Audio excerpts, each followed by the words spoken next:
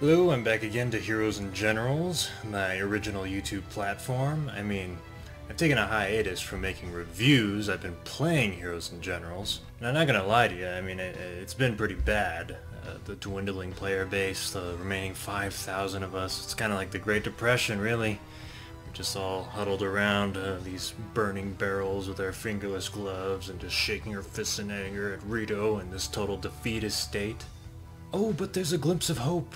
A spark of change in the form of Armor 2.0, an ambitious new update that introduces a lot of changes to the tanks and planes. But before we delve into the birth of Armor 2.0, I want to talk about the death of two things I've utterly despised for years, and that is the simultaneous demise of both the squad system and the PTRD.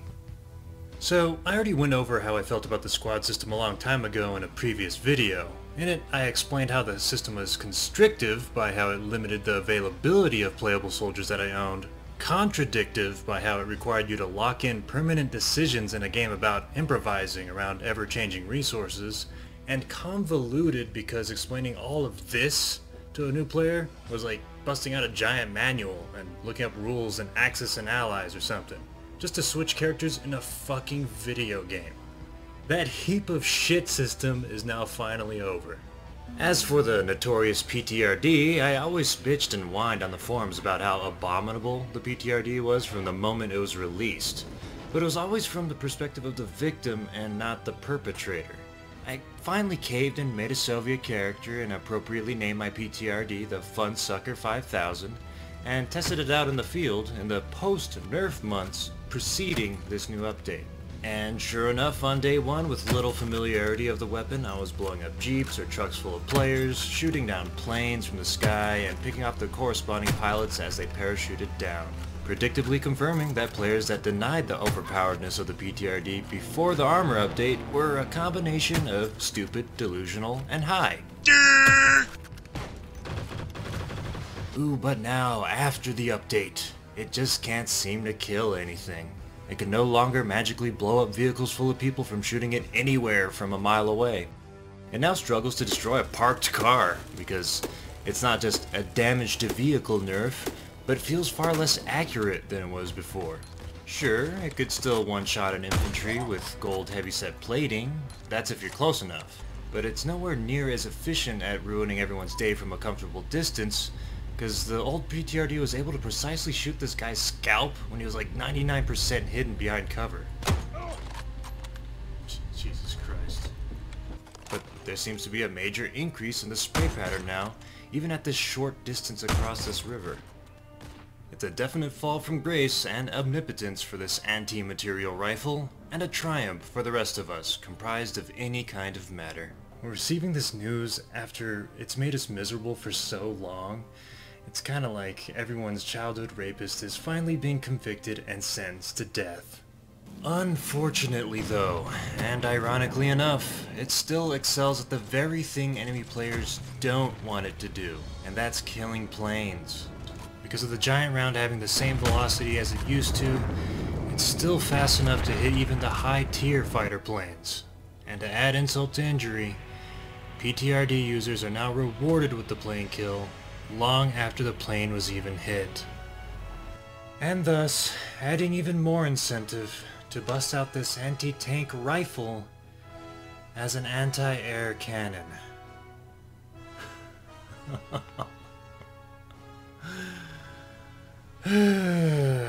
Alright, what else? So anyways, as for the rest of the update, I want to get a few things out of the way, and one of them is sound. Ever since Armor 2.0, everything sounds way off.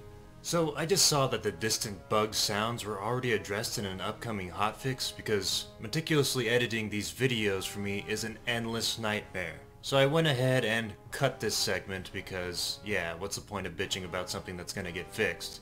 But there was one sound effect that wasn't addressed. My god, what is that whistling sound from Hellcats? It sounds like menacing tea kettles or something charging at you.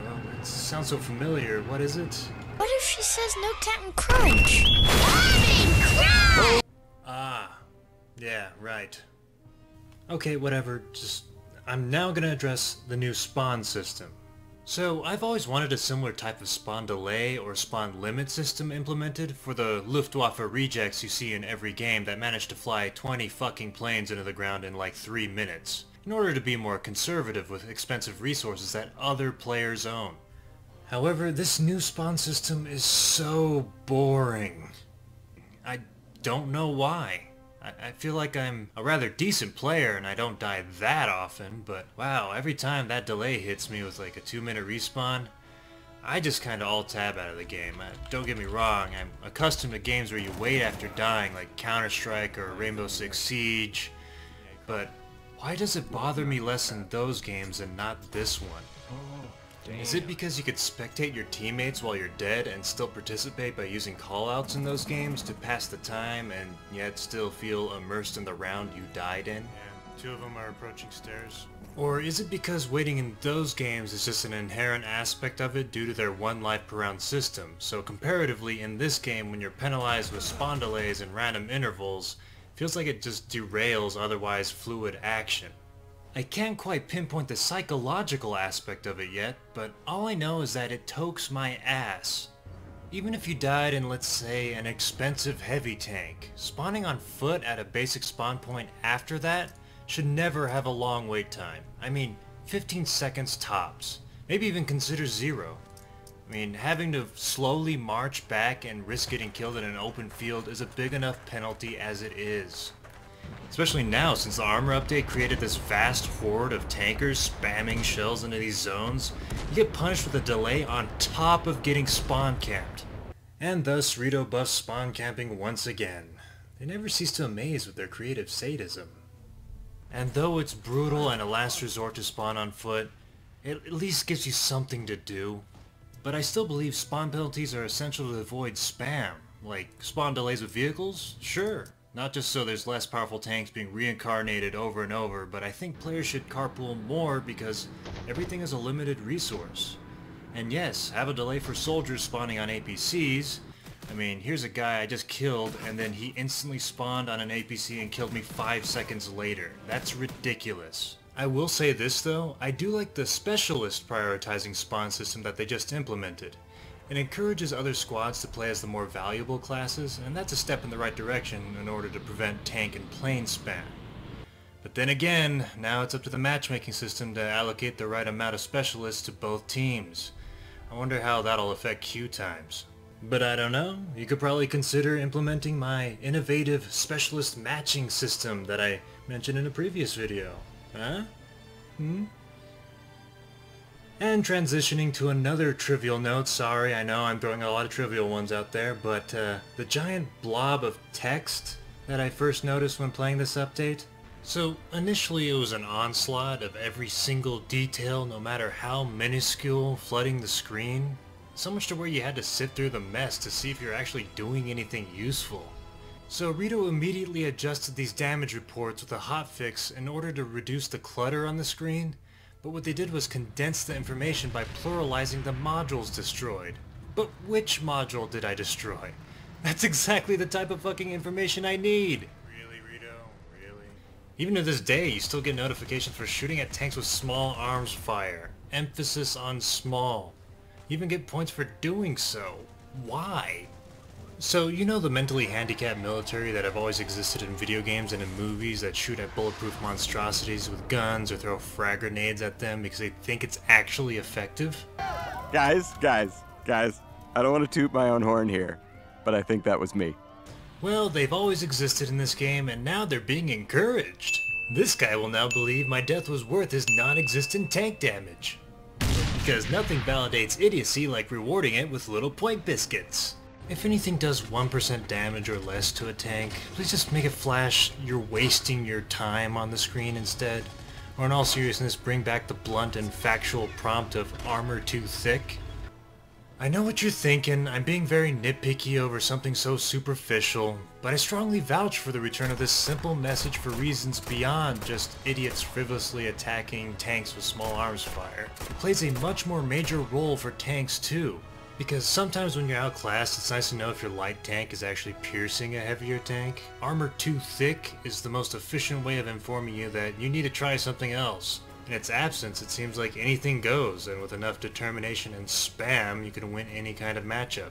Which is sad because in Armor 2.0 that's partially true when it shouldn't be. And to conclude this spammy text segment, I have a solution that could easily reduce all that clutter on the screen. See that? Use that here, in the center of the two positions where the player's eyes naturally glide back and forth between their own structure and ammunition and the kill feed. It instantly conveys what you've done at a mere glance with your peripherals instead of sifting through a wall of text to see which component you destroyed was more important, or which numbers actually represent productive damage to the overall hull. And now, finally onto the main event, and that's the tank combat itself. So the first day of playing the update, I was actually very impressed. It's the most ambitious update I've seen in the game with a lot of cool changes, and the tank carnage is badass. Like seeing the damage and holes punched into tanks, fuel catching fire, sparks flying, tank treads destroyed, and burning debris after a tank explodes is amazing. Originally it was very arcadey with tanks blowing up and instantly vaporizing into thin air. I never thought I'd see something like this in H&G, and I initially thought, wow, this is way more realistic. However, over the course of a few matches, that sense of realism and badassery, it slowly faded away from me. Everything looked amazing, but something felt way off. I noticed that everything pierced tanks no matter how small the cannon size or how big the target tank is. And vice versa, it's just as bad. Giant tanks still puncture giant holes in tiny tanks, but now they just shrug it off like it's nothing. You can now spend half the match just spamming.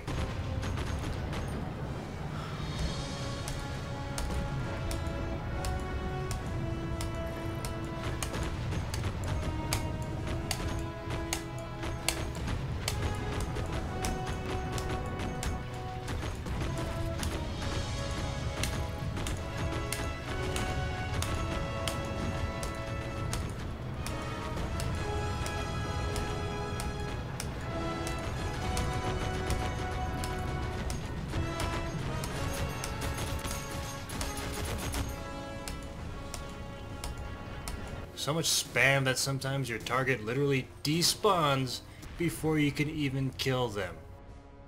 Every tank was getting turned to Swiss cheese by everything, and yet they wouldn't die. That can only mean that every tank in this game is being manned by a fucking ghost pirate crew. It's not even just front armor being made of gelatin. Tactical prowess and the conventional method of flanking tanks and shooting into what is supposed to be their critical weak point has all been thrown out in this game. Here I am ambushing tanks with a big deadly tiger tank, and now the method is to just spam at one tank until I guess you get bored with it, and then switch to another. Oh, there goes that despawn again. I think it's to everyone's understanding that if you managed to get behind a tank and fired into the engine, you bested it and it deserved to die. It's like that in every game. Look, I know what this update aimed to do. It was to make lighter tanks feel more included and not just free kills on the bottom of the food chain. So they're granted the ability to disable and strip away enemy components to help support their bigger tank allies. But the problem is that they were overcompensated health-wise, and now that they're able to just simply destroy an enemy cannon from the front, they can easily just finish off the rest. Tankers are even abusing their newfound fortitude when they get bored of spamming and start ramming into bigger tanks like it's an episode of BattleBots. And that's probably why this update has mixed reviews. The people that enjoy this update get to feel included now that their little baby tank is immortal and exempt from the laws of reality. Sitting there spamming at each other and stripping away the different parts without actually killing them like some kind of squirt gun fight. In conclusion, I think light tanks should still be able to help by damaging certain parts on heavier tanks, but they, in turn, should flat out fucking die instantly if they're ever caught in the open by a heavy. Light tanks should have to be smart about it and use their lighter speed to flank and hit tanks from weaker sides, not just confidently frolic in the middle of the battlefield next to their friendly heavy tanks like it's bring your son to work day. The life totals on every tank need to be drastically reduced and rear engine damage should be fatal. And I'll say it again, bring back the property of armor too thick. Every single type of shell shouldn't pierce and leave a hole or reward points. There needs to be limitations again. They're tanks, not pin cushions. I'd go into detail on other things like planes or AT infantry and how messed up they are, but I think I hit the more important notes and I'll just leave those for another video. But for now, I guess all of us will just keep playing in these matches amongst immortal titans, trading blows, while feeble and mortal infantry get caught in the crossfire. Well, with all that said, looks like the cold, harsh winter isn't over. God damn you, Rito.